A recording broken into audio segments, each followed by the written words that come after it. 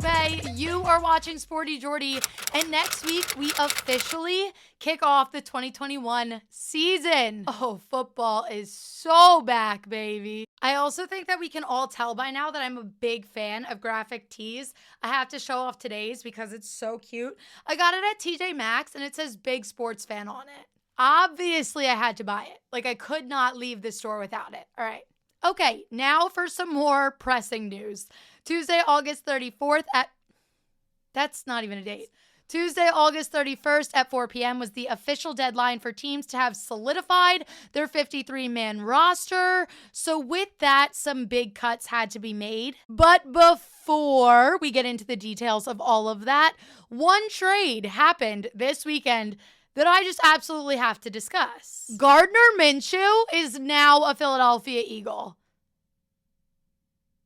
If you already follow my social media accounts, then you are well aware that this was a very big deal to me. I was the happiest person ever on Saturday morning. My phone legitimately kept ringing and kept buzzing, and I was like, what the heck? And I finally woke up to text upon text, tweet. Everyone was congratulating me, and I was like, what the hell is going on? And then I finally saw the news and I was like, my heart was literally fluttering. I was beyond elated, but I did see a lot of people that were super confused about the move.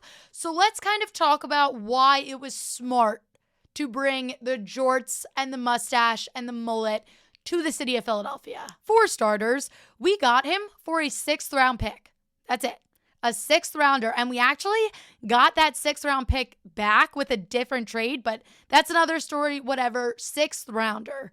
Granted, this can be a 5th round if Gardner Minshew plays 50% of snaps in 3 games this season, but either way, we got him for next to nothing. I'm trying to think of an analogy that best fits this situation, and the only thing coming to mind right now is when you go to Kohl's and you're checking out and they're like, your total is $80, but you saved $149. And you're like, how? How did I get all of this while still saving all of that?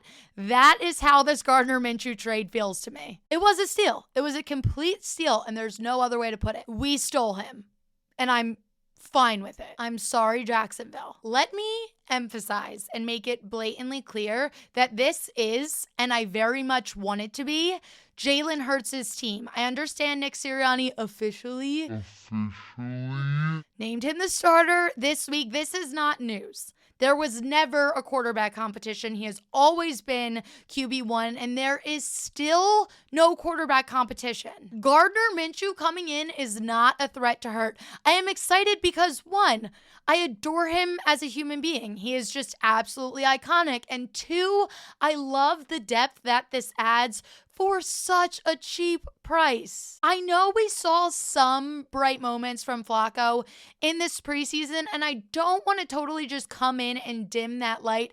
However, he's just not someone that I would trust to take over this team in a worst case scenario situation if something were to happen to Jalen Hurts. And it blows my mind, especially as Philly fans, that we have forgotten the importance of a backup quarterback. Minshew adds depth at a great price. It was an awesome move. I wonder if he has Eagles jerseys. No.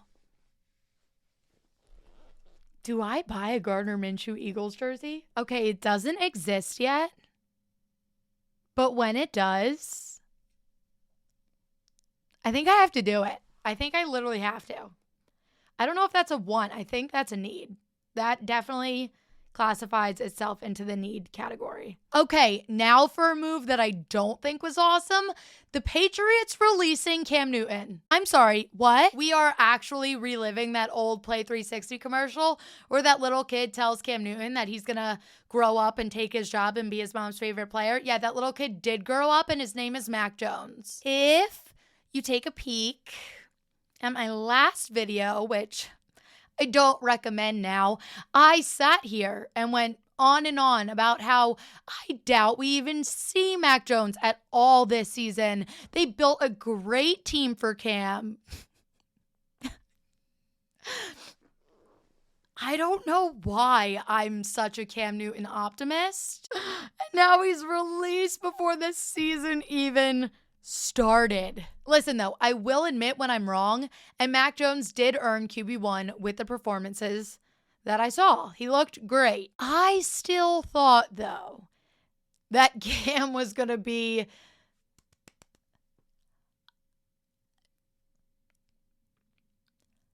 I still thought, though, that Cam would have been QB1. And would I have loved to at least see Cam sitting behind Mac Jones as that added reassurance? Absolutely. But Cam Newton as QB2 sitting behind a rookie, even though he's fallen off these last couple of seasons, it's still just, it doesn't sit right. It doesn't feel fair. So I don't like it. I don't like the move at all, but I do understand it. I can rationalize it, but it is literally so crazy for me to wrap my head around that now with Mac Jones as QB1 in New England, Josh Allen is the oldest quarterback in the AFC East at the age of 25. So now we have the fun of sitting back and asking ourselves the question of where Cam Newton is going to go, and it seems very likely that he could end up in the good old NFC least. The obvious one here that's fun to think about is him ending up in Washington and being back with Ron Rivera. But Ron Rivera already came out and said they are not interested in going after Cam. Ryan Fitzmagic is their starter. So I think it's safe to say we are wiping Washington off the table. Eagles, don't even think about it. I am very happy with the move we made. I feel a lot more comfortable going into the season. Don't think about it. Don't even let the thought cross your mind. We're good. The Cowboys and the Giants, however, this could be something really good. The boys paid Dak big this offseason, which was great. It's a contract that I'm very, very excited we do not have to dwell over any longer. But he is kind of a big question mark. We don't really know how he's going to come back, how the ankle's going to hold up post-surgery, and now he's dealing with a shoulder issue as well. And unfortunately, we all had to watch that offense last season without him, and it was painful, to say the least. No one wants to go through that again. They have also cut quarterbacks Garrett Gilbert and Ben DiNucci, so they are rolling with Cooper Rush as their backup for him right now. So this could be a very, very smart move for them. Moving over to New York, Danny Dimes is officially in the hot seat. This is a make it or break it season for him. But unfortunately, the interceptions have already started. They might need a saving grace this season. So could that be the one and only Cam Newton himself? I think it would be very smart for them to at least consider it. And their GM, Dave Gettleman, was also the GM on the Panthers when they went to Super Bowl 50 with Cam Newton. Not that that actually has anything to do with anything, but it's fun. It's fun to think of the ties, how everything's connected. Okay, enough of me helping out the teams in my own division. Ew. There are a couple of other options as well. I think the biggest elephant in the room is the Houston Texans. They are being brought up a lot in this conversation, and I think that is very fair considering they're signing basically every single free agent available as their organization just casually burns to the ground. With Deshaun Watson basically just taking up space on their depth chart right now, they're rolling with Tyrod Taylor as QB1. They also drafted Davis Mills in the third this past year. And as much as I don't want to take another starting quarterback role away from Tyrod Taylor, Cam might be their best option. But on the other hand, do they really want a best option? They are literally in shambles. And I know a team would never just blatantly say, we are aiming to do terrible, but I really feel like the Texans should just sit back this season. Whatever happens, happens, and then deal with all of your problems next year. It seems like the best way to go, but who knows? Maybe they are going to go for Cam and try to make something happen. It's not a terrible option. Another couple of moves that surprised me, just basically everything the Lions are doing at this point.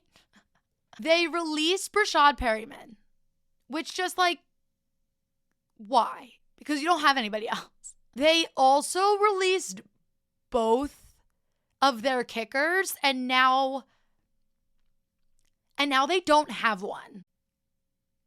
So I would just like love to know if you're doing okay over there in Detroit. I feel like I already know the answer, but I also felt like it would still be polite to ask. And I guess I'll finish this off just as I started talking about my Eagles. And I cannot get over how depressed I am over the fact that we waived Travis Fulgham. Granted, he will probably remain on our practice squad, so we can bump him up if needed. But it's still making me so sad. They also released Jordan Howard, which I don't love. But Travis Fulgham, that's the one that hurts the most, especially because we kept JJ Arcega-Whiteside. And I know it's because he can play special teams as well, whatever. But going into last season, I had no idea who Travis Fulgham even was. And then he showed up and stepped up when we desperately needed him. Like, he came in and saved us. And I heard he had a really bad camp. So, like, we have to do what we have to do. But I miss him. I still love him, and I'm still rooting for him, and I still see so much potential in him. And now we don't really have any other big body receivers. It's all speed. So we better be able to outrun everybody, because that's all we got right now. And we officially survived this NFL offseason. Thank you guys so much for sticking with me. I am so excited for this season. If you like this video, make sure to give it a thumbs up and subscribe to my channel if you haven't already. I will be back next week. Bye.